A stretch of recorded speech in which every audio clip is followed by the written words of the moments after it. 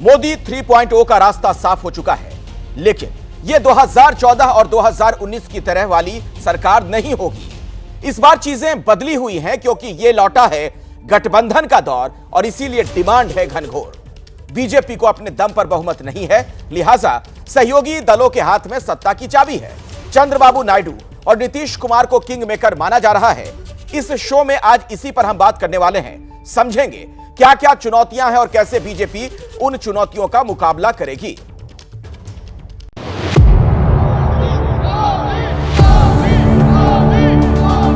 NDA को तीसरी बार लगातार शानदार सफलता मिली है। एनडीए के साथ हैं, पूरी मजबूती के साथ एनडीए के साथ रहें। श्रीमान नरेंद्र मोदी जी एनडीए के नेता है। हम एनडीए में हैं और कंफर्टेबल हैं। अपना पूरा कार्यकाल एनडीए की सरकार मोदी जी के नेतृत्व में। मेरे लिए मेरे प्रधानमंत्री सब कुछ हैं। एनडीए को बहुमत मिला, एनडीए के लिए ये जनादेश था कि एनडीए सरकार बनाए। नरेंद्र मोदी 5 साल बहुत आराम से पूरे करेगी। एनडीए सरकार बनाने जा रही है और हम लोग साथ में हैं। एनडीए के साथ है, साथ रहेंगे। जनादेश मिला है और हम सरकार बनाएंगे। मोदी जी तीसरी बार प्रधानमंत्री बन रहे हैं। एनडीए की तीसरी बार बहुमत से सरकार बनने जा रही है। जैसा 10 साल काम किए उससे ज्यादा एक्सपीरियंस से इस आने वाले 5 साल में काम करेंगे। अभी एनडीए मजबूत है, एनडीए में सारे पार्टनर मिलकर अभी मजबूती से आगे बढ़ रहे हैं।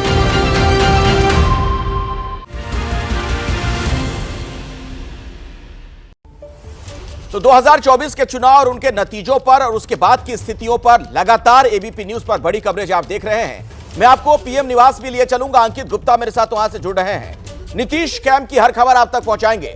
मेरे वरिष्ठ सहयोगी प्रकाश कुमार, उनका भी मैं रुख करूंगा। और यहां स्टूडियो में इन खबरों की बारीकी समझाने के लिए वरिष्ठ पत्रकार विनोद अग्निहोत्री जी और विजय त्रिवेदी जी मेरे साथ मौजूद हैं। मैं पटना भी आपको लिए चलूंगा, कन्हैया बेलारी से भी हम बातचीत करेंगे। लेकिन उससे पहले बड़ी बातें मैं आपको बताना चाहता हूं कि ये जो मोदी 3.0 हम कह रहे हैं, इससे जुड़ी बड़ी बातें क्या हैं सरकार के गठन को लेकर। एक तो सबसे अहम चीज कि लौटा गठबंधन का दौर, यानी ये गठबंधन की सरकार है, ये तो तय है। अब देखिए कुछ और बातें मैं आपको बता दूं। 9 जून को नरेंद्र मोदी सरकार की शपथ, ये सूत्रों के हवाले से एक बड़ी जानकारी निकलकर सामने आ रही है। कल सुबह 11 बजे संसद में एनडीए सांसदों की बैठक होनी है, यानी एनडीए के जो तमाम चुनकर आए हैं सांसद, कल सुबह नीतीश कुमार अपने सांसदों के साथ बैठक करेंगे। यानी जो घटक दल के बाकी पार्टियां हैं उनके सांसदों की भी बैठक होनी है। जेडीयू ने बिना शर्त बीजेपी को समर्थन देने का ऐलान कर दिया है। जेडीयू की तरफ से यह बात कही गई। चिराग पासवान ने अपनी तरफ से किसी भी डिमांड की बात खारिज की है। जब उनसे इस बाबत सवाल पूछा गया था, उनका कहना था कि मेरी तरफ से कोई डिमांड नहीं है। जेपी नड्डा के घर बीजेपी नेताओं की बैठक हुई है। मिलने जुलने का सिलसिला लगातार जारी है और ये तमाम जो मुलाकातें हो रही हैं उसका हासिल क्या है ये भी हम बातचीत करेंगे। लेकिन फिलहाल मैं आपको लिए चलता हूं अंकित गुप्ता के पास। अंकित, अभी कोई बड़ी हलचल, कोई नई जानकारी अगर निकलकर सामने आ रही हो तो बताइए। देखिए, अभी के लिए इस वक्त के लिए जो जानकारी निकल के वो यही आई है कि बीजेपी की तरफ से लगातार कोशिश की जा रही है अपने कुनबे को बढ़ाने की। यानी कि एनडीए के पास जो नंबर था जब नतीजे सामने आए थे, उसके अलावा भी कई छोटे दल हैं जिनसे संपर्क किया जा रहा है और कोशिश की जा रही है कि उनको एनडीए का हिस्सा बनाया जाए, जो कि फ्री पोल अलायंस का हिस्सा नहीं था। और इसी जो कोशिश में बीजेपी के कई नेताओं ने जो छोटे छोटे दलों के जो नेता हैं उनसे संपर्क साधा है और बातचीत आगे भी बढ़ी है। इसके अलावा कुछ निर्दलीय जो कि जो है इंडिया गठबंधन का हिस्सा नहीं थे, बीजेपी या एनडीए के साथ नहीं थे, उनसे भी कोशिश की जा रही है कि अगर वो बीजेपी लाइक माइंडेड पार्टीज के साथ में आना चाहते हैं तो वो जो सरकार में शामिल हो सकते हैं या एनडीए का हिस्सा बन सकते हैं। तो इस तरीके से कोशिश ये है कि प्री पोल अलायंस में जो एनडीए था, जो उसका मौजूदा स्वरूप था, उसमें और लोगों को जोड़ा जाए। एक बड़ी जानकारी अंकित आप दे रहे हैं अपने दर्शकों को, मैं बता दूं ये बड़ी खबर है। बीजेपी लगातार छोटे दलों के संपर्क में है। बीजेपी के नेताओं की तरफ से संपर्क किया जा रहा है और भी जो छोटे छोटे दल हैं, यानी अपने कुनबे को बड़ा करने का यह प्रयास है। इसी खबर पर और अधिक जानकारी के लिए सीधे मैं आपको नीरज पांडे के पास लिए चलता हूं। नीरज, तो कुल मिलाकर बड़ी तस्वीर यही, चूंकि गठबंधन की सरकार है तो अपने कुनबे को और बड़ा किया जाए, इस दिशा में बीजेपी आगे बढ़ती हुई नजर आ रही है।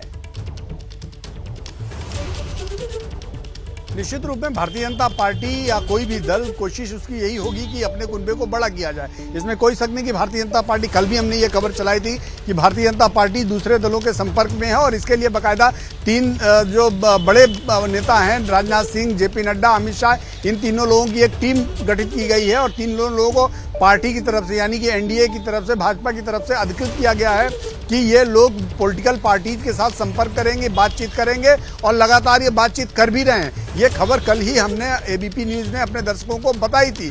तो ये एक बड़ी चीज़ है। हाँ, ये ज़रूर है कि अभी तक किसी दल के साथ सीधे तौर पर ये बातचीत नहीं हो पाई है कि वो एनडीए में आ रहे हैं या नहीं, क्योंकि बहुत सारे दल ऐसे हैं जो इंडिया गठबंधन के साथ मिलकर चुनाव उन्होंने लड़ा, लेकिन कहीं ना कहीं वो कभी ना कभी भारतीय जनता पार्टी के साथ रह चुके हैं या फ्लोर पे जब भी कभी कोई बड़ी बात आई है किसी बड़े मुद्दे पर उन्होंने भारतीय जनता पार्टी का साथ दिया है। तो ऐसे में लाइक माइंडेड पार्टीज को भारतीय जनता पार्टी टारगेट कर रही है कि वो एक बार फिर से उनकी सरकार एनडीए के सहयोगी पवन कल्याण की तस्वीरें सामने आ रही। नीरज, मैं बीच में आपको रोक रहा हूं। जीत कर आए हैं आंध्रा से और आप देख रहे हैं किस तरीके से वहां पर उनका स्वागत भी किया जा रहा है। जब लोगों के बीच पहुंचे, परिजनों के बीच पहुंचे, तो ये तमाम तस्वीरें भी हम आपको दिखाते रहेंगे और बात नीतीश कुमार की भी हम करेंगे, क्योंकि नीतीश कुमार कई मायनों में बहुत महत्वपूर्ण है इस सरकार के लिए।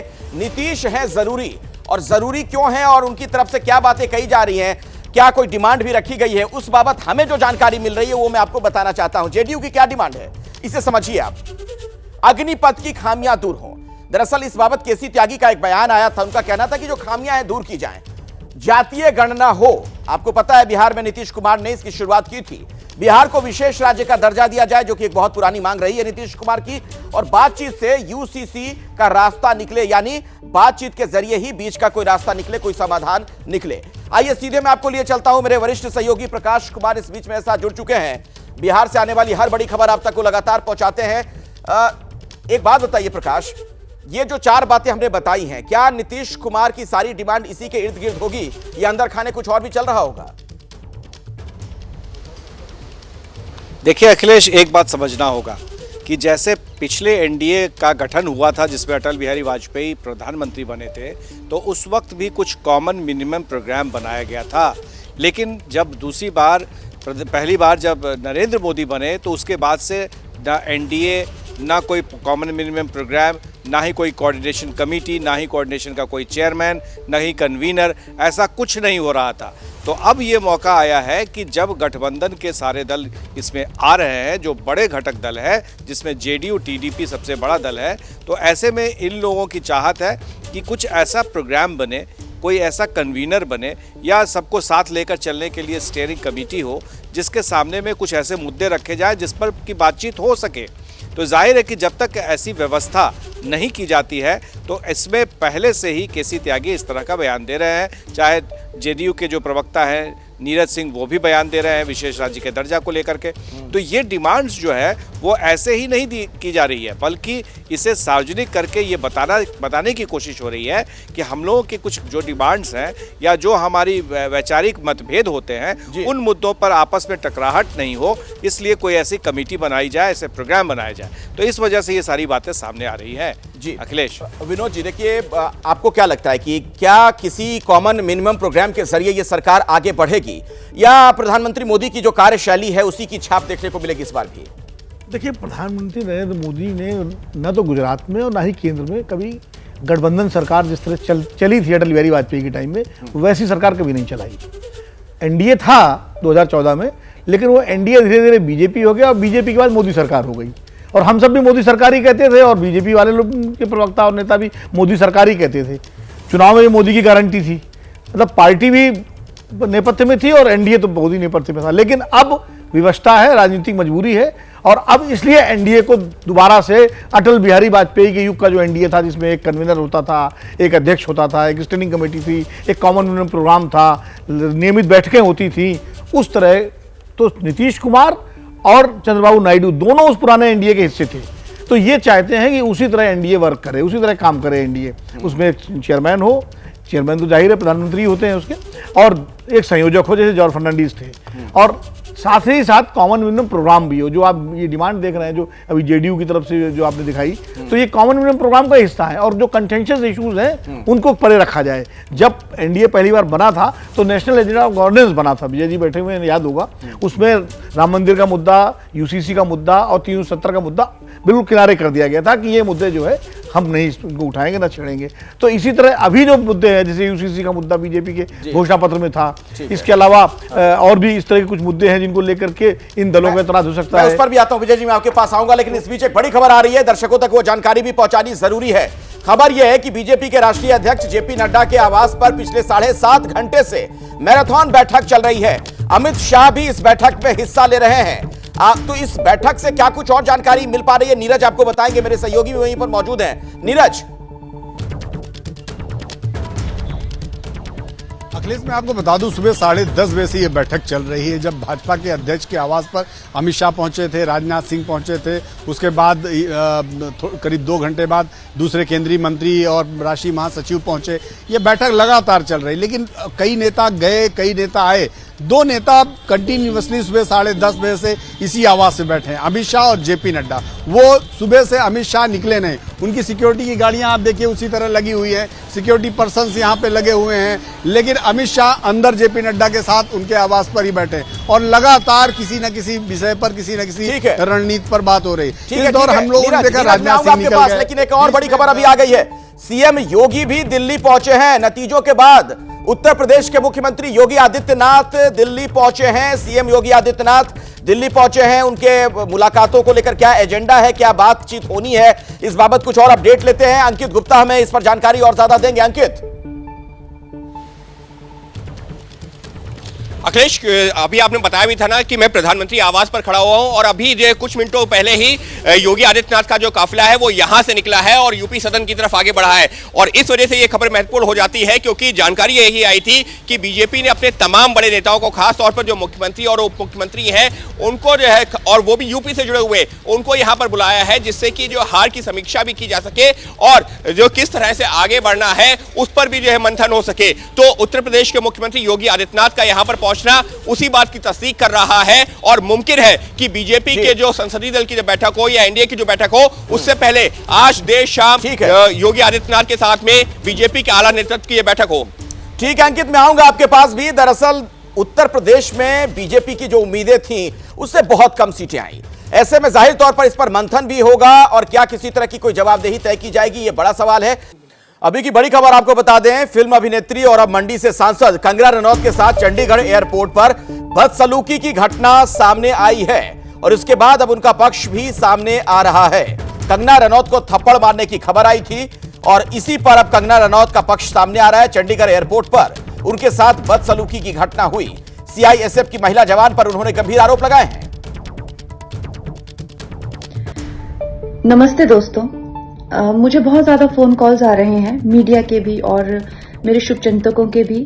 सबसे पहले तो I am safe, I am perfectly fine.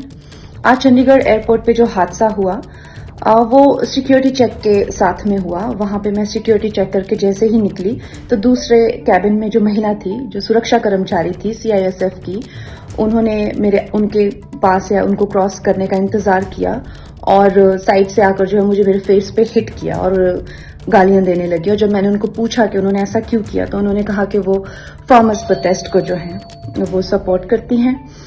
और I am safe but my concern is कि जो आतंकवाद और उग्रवाद पंजाब में बढ़ रहा है, how do we handle that? Thank you. तो सीआईएसएफ का इस पर क्या पक्ष है उसका भी इंतजार है, क्या बात उधर से बताई जाती है। और बीजेपी के राष्ट्रीय अध्यक्ष जेपी नड्डा के आवास पर जो बैठक पिछले 7.5-8 घंटे से चल रही थी वो बैठक आखिरकार खत्म हुई है। तो तमाम पहलुओं पर चर्चा हो रही होगी, किन लोगों को साथ लेना है, कैसे अपने कुनबे को और बड़ा करना है, इस तरह की तमाम बातचीत हो रही होगी। यहां से जैसे ही कुछ अपडेट और आएगा वो खबर भी हम आगे आप तक पहुंचाएंगे। मेरे साथ कन्हैया भेलारी जी भी जुड़ गए हैं, वरिष्ठ पत्रकार, उनके पास भी मैं आपको लिए चलूंगा। लेकिन विजय जी, उससे पहले ये जो गठबंधन है इस पर मैं बात करना चाहूंगा और उसके पहले एक आंकड़ा रखना चाहता हूं दर्शकों की जानकारी के लिए भी। 1989 से लेकर 2024 अब तक अगर मैं देखूं तो 1989 में कांग्रेस के पास 197 सीटें थीं। 1991 में पीवी नरसिम्हा राव जो पीएम थे 232 सीटें।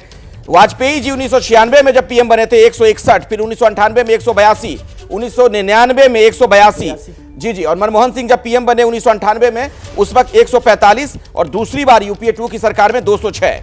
इस लिहाज से तो अगर 240 सीटें बीजेपी के पास हैं तो बहुत दिक्कत तो होनी नहीं चाहिए। बिल्कुल दिक्कत नहीं, इसीलिए मैंने कहा कि इस समय भारतीय जनता पार्टी गठबंधन की सरकार बनाने जा रही है, लेकिन वो एक सबसे बड़े दल के तौर पर है और एक मजबूत स्थिति में 240 सीटें होना, लेकिन फिर भी गठबंधन है तो गठबंधन के धर्म को निभाना, गठबंधन की जो परेशानियां हैं उनको भी सॉर्ट आउट करना पड़ेगा। और उसमें दो बड़े दल चंद्रबाबू नायडू, जिन्हें टफ नट कहा जाता है डील्स के मामले में, तो वो हैं, और नीतीश कुमार है। लेकिन एक बात समझिए, गठबंधन को लेकर जब हम ये सब चर्चा करते हैं कि उन्होंने विशेष पैकेज मांगा है, ये सब पोस्चरिंग है, उसको एक दबाव बनाने के लिए काम में लिया जाता है। ये वैसा ही है, बारात में जैसे फूफा जी होते हैं ना, वो गुलाब जामुन के लिए अड़ जाते हैं, लेकिन बारात छोड़ के तो नहीं जाते ना, उनको लड्डू से भी मना लिया जाता है। तो वो पोस्चरिंग वहाँ पर होती है और पार्टी पर दबाव बनाया जाता है, जो सरकार जो चला रहे हैं उन पर भी बनाया जाता है और उनको समझाने की कोशिश होती है।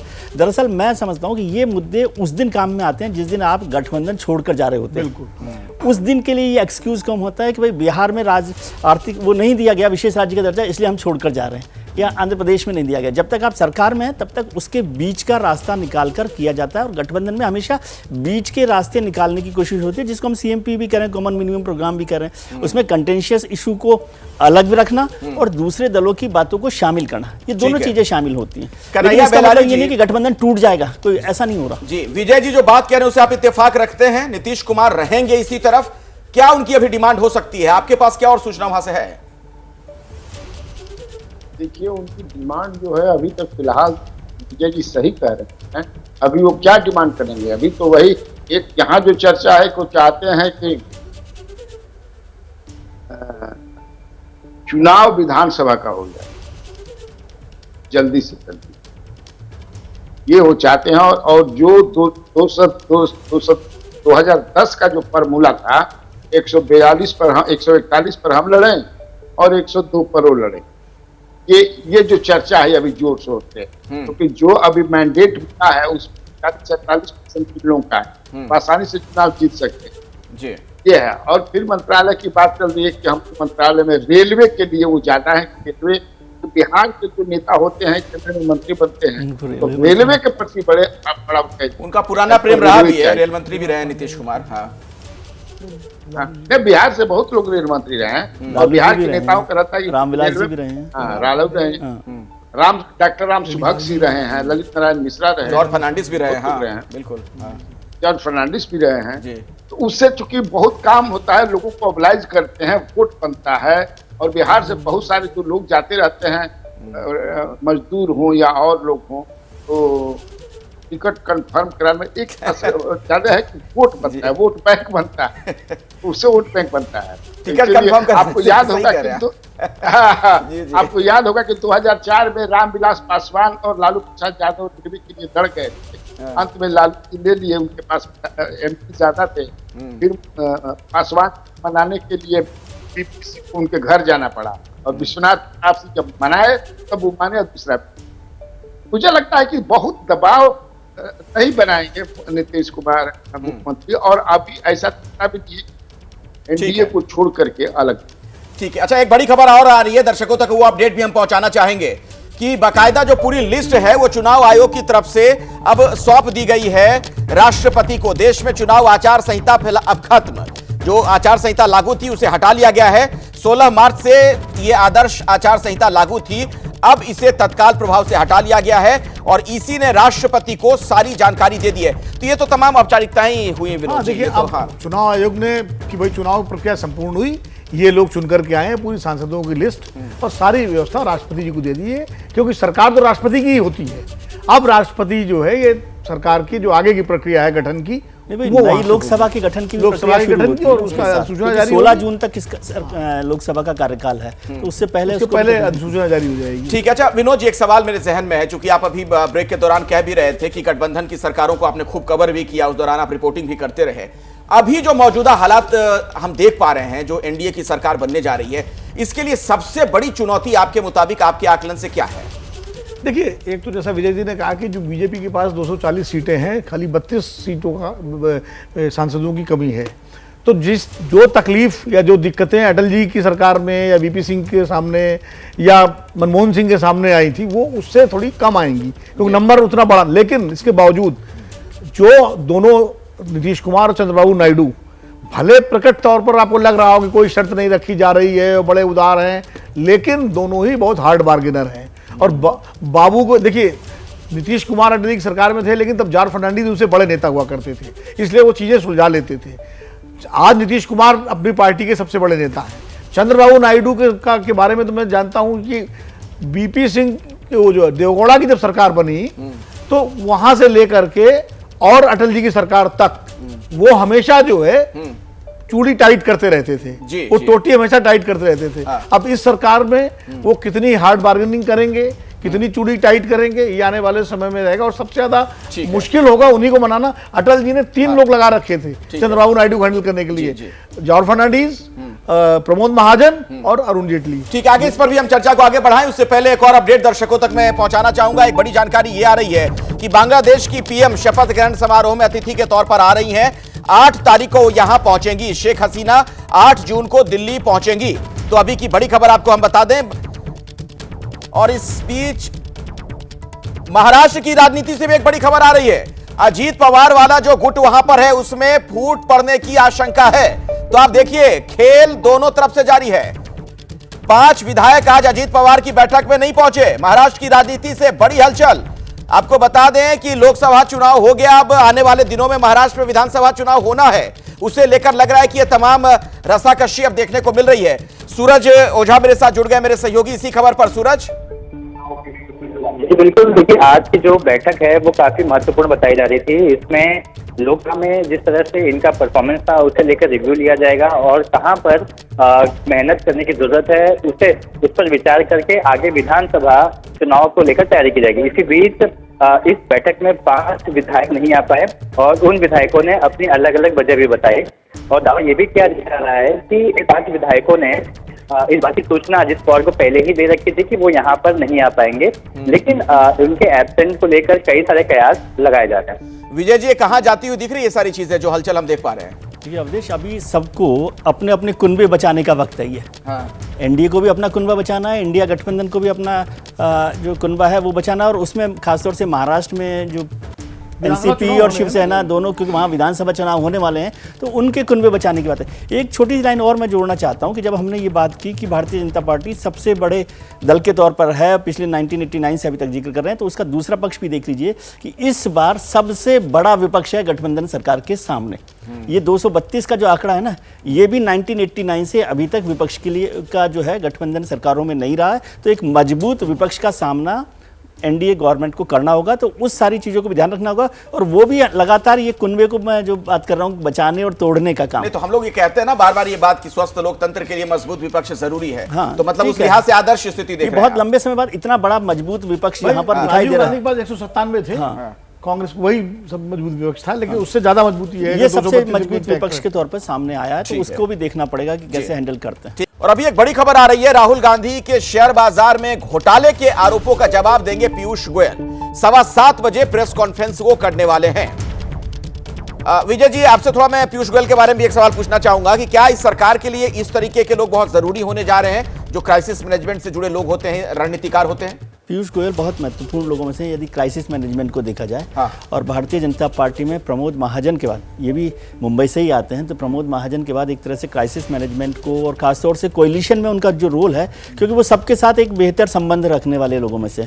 और अभी भी जो सबसे बड़ी जिम्मेदारी सबसे टफ नट के लिए दी गई है वो पीयूष गोयल को दी गई है, टीडीपी यानी चंद्रबाबू नायडू के साथ डील करने और उन सब बातों को समझाने के लिए। हाँ, प्रमोद महाजन और उसी तरह की भूमिका में रहेंगे। दो लोग थे इस काम में। उसमें जैसे अश्विनी वैष्णव जैसे लोग हैं, भूपेंद्र यादव जैसे लोग हैं, मुझे लगता है ये 3-4 लोग होंगे। अब जरा बिहार पर एक छोटा सा कमेंट में लेना चाहूंगा आप कन्हैया भेलारी जी से।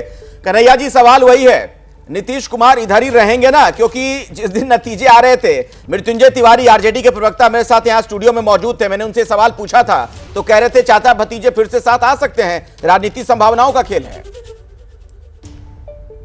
ये तो स्वाभाविक है कि राजनीतिक संभावनाओं का खेल है, लेकिन अभी दिखता नहीं है। क्या पॉलिटिकल फायदा होगा उधर जाने से? इधर से उधर जाने से या कोई पॉलिटिकल डिसीजन कोई नेता लेता है तो फायदा दे करके ना, घाटा दे करके थोड़े लेता है। हमको घाटा हो जाएगा तो क्या उधर चले जाएंगे तो क्या उनको मिल जाएगा? अरे नीतीश कुमार को क्या चाहिए कि हम जब तक जिंदा रहें चीफ मिनिस्टर के कुर्सी पर चिपके रहें। और जिस तो यहाँ एकदम से अब तो भाजपा ने भी कह दिया कि अगला चुनाव जो 2025 का हम लड़ेंगे तो हमारे नेता यही होंगे, अब बड़ा भाई यही हैं। तो अब क्लियर हो गया, तो जाने इधर जाने का कोई सवाल ही नहीं है।